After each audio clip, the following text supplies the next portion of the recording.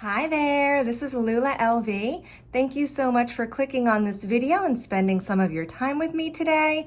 As always, I hope you're having a good one. If you haven't yet subscribed to my channel, I would greatly appreciate it if you could click that subscribe button down below and like this video if you enjoy it. Today's video is a tag video. The topic is 5 luxury items I've fallen out of love with. And this tag was created in collaboration by the lovely Winnie B. LV and Tanya from Bits and Bags. I will link both of their fabulous channels in the description box below. And I was tagged to do this video by the beautiful Delilah from the channel That Speedy 20 Girl. She is one of the sweetest and nicest people I've met through YouTube. I absolutely love her vibe and positive energy. So I will link to her channel below as well so you can subscribe. As I said, the theme of this tag is 5 luxury items I've fallen out of love with. And as I go through these items, I'll tell you why I've fallen out of love with them and the lessons I learned along the way so you can avoid the same mistakes I did.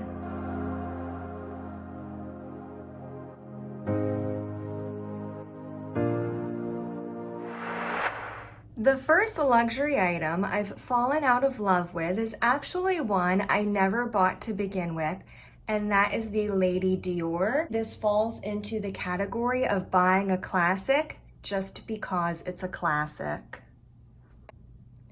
Many people, myself included, will advise starting your handbag collection with the classics if you're new to luxury shopping. These classic designs include Louis Vuitton's Alma, which I have here in the BB as well as the PM size, and of course their classic Neverfull, and of course for Dior it is the Lady Dior. These are all timeless designs that you'll be able to use and love for many years without going out of style. But when buying a classic, it's important to not just buy a classic for the sake of having that classic bag because you think it's something you should have. The most important consideration should always be whether that bag is functional for you and if it fits in with your personal style. So for me, this example that I'm going to use is the Lady Dior. When I first started buying luxury handbags, the Lady Dior was on my wish list. And it was on my wish list probably for at least a year before I realized it wasn't a bag for me and I would have been buying it just because I thought it was something I should have, and I thought if I'm going to get something from Dior, it should be the Lady Dior. But it's not a functional bag for me. It doesn't fit with my personal style. I am not thrilled with the zipper or the flap on the top. I think it would be very hard to get in and out of. I like a nice, big, wide, open bag, something like the Neverfull. This is one of my most used bags that I can really easily get in and out of. I do still think it's a beautiful design. I think it's lovely and I love seeing how other people wear and style this bag, but I've come to realize it's not a bag that would fit with my personal style, and as such, I've fallen out of love with it. The second luxury item I've fallen out of love with are my Fendi cat eye sunglasses, and this falls into the category, of course, of luxury sunglasses. I purchased these because everybody seemed to have them and raved about these sunglasses. You can see the classic Fendi print in the frame with the FF logo on the side, and they have a beautiful gold detail on the top. I do really love the look of these sunglasses, but to be honest with you, when I need to wear a pair of sunglasses, I usually opt for these cat eye glasses from Key, Australia. They retailed, I believe, for around $50 to $65. I'll put the exact price in the description box below. These are not luxury sunglasses, but I find that they're just as well made. And these just fit my face really well. I have a small face, I have a small head, and To be honest, I think these Fendi glasses are a little too big on me. And another point, a little bit about my background, I have had terrible eyesight for as long as I can remember. Since I was a very young child, I always wore very thick prescription glasses. And then around 12 years ago, when I was in my mid-20s, I got LASIK eye correction surgery. So for the past 12 years, I have not had to wear any glasses for the first time in my life, and it was absolutely freeing. It was the best thing I had ever done for myself. Even to this day, I tend to not wear sunglasses as a fashion statement. I really only ever wear them when I have to, when it's really sunny out or there's a glare and I'm driving and I need to wear sunglasses. In that case, it really just makes more sense to buy a frame that's less expensive, it fits my face better, and it's just not worth the luxury prices for me to spend on glasses. The third luxury item I've fallen out of love with is the Burberry Lola bag. This falls into the category of the luxury compromise bag. What I consider a compromise bag is when you really love an expensive luxury bag, for example, the Chanel Classic flap, but you can't swallow the high price tag, so you compromise and buy a similar design from a more affordable luxury brand. For me, that was the Burberry Lola. Before I purchased my Chanel Classic flap, I purchased this in 2020 from Fashion File, so I did purchase this resale, and at the time I paid $5,000, including taxes, and this retailed at the time for $6,400. It's gone up a lot in retail price since then. Even at $5,000 on the resale market, that was by far the most I would have ever spent on a bag. So I was thinking about maybe buying the Burberry Lola instead. It's a leather bag with a quilted design. It has a really beautiful chain strap. However, if I had purchased that bag, I think I still would have wanted the classic flap eventually. I do understand that sometimes you will have to buy a compromise bag because you just can't afford the retail price of the bag that you love.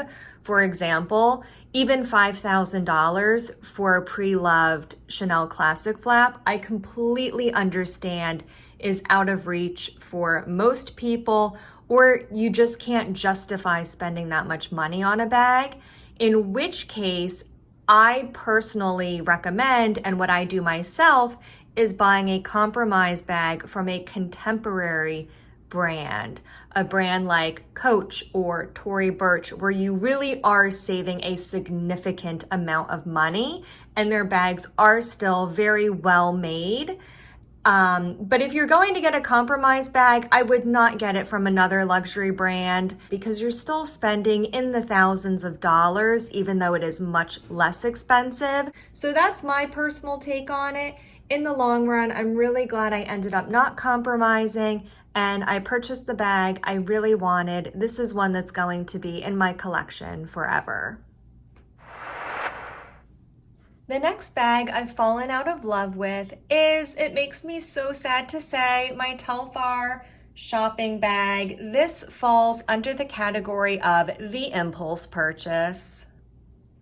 My poor Telfar, I talked about this bag recently in my video of luxury bags I regret buying, and I feel so bad whenever I mention this bag. It's in a video about how I'm unhappy with this purchase, and it makes me so sad because I really love the brand. But the point of mentioning it here is this was an impulse purchase for me, and this is the most important lesson I've learned when buying luxury bags is to never, never, never make an impulse purchase because you think you're going to miss out on something. I purchased this Telfar shopper because the day I happened to go on the Telfar site and look up information about it, they were running their bag security program, where for, I think it's either 24 to 48 hours, you can go on their site, order the shopper bag in the size and the color you want, and they will make it for you. So you will secure the bag.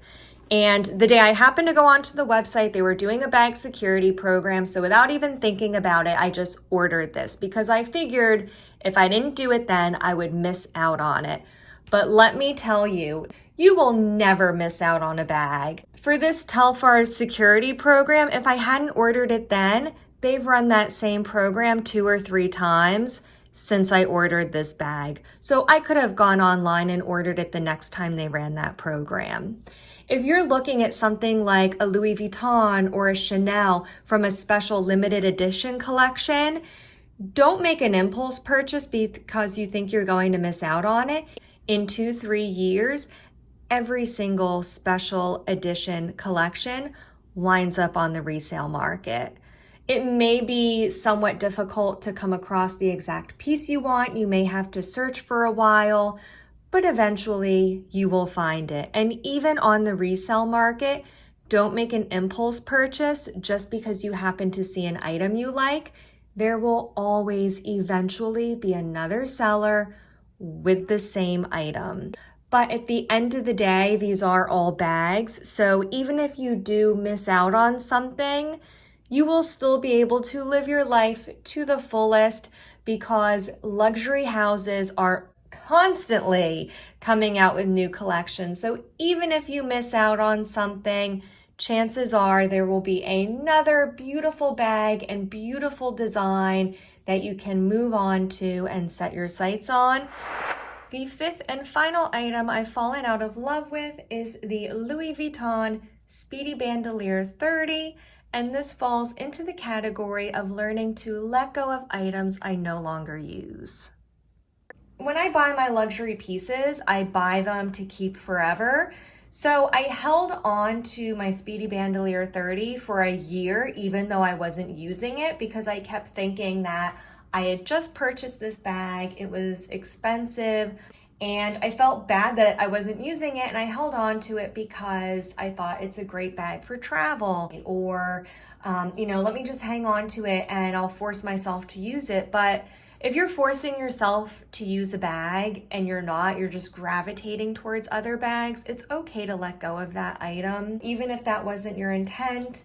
Even if you bought it to keep forever, but it just didn't work out for you for whatever reason, it's okay to rehome them with a friend, donate it, or resell it to recoup some of the money you spent on that item.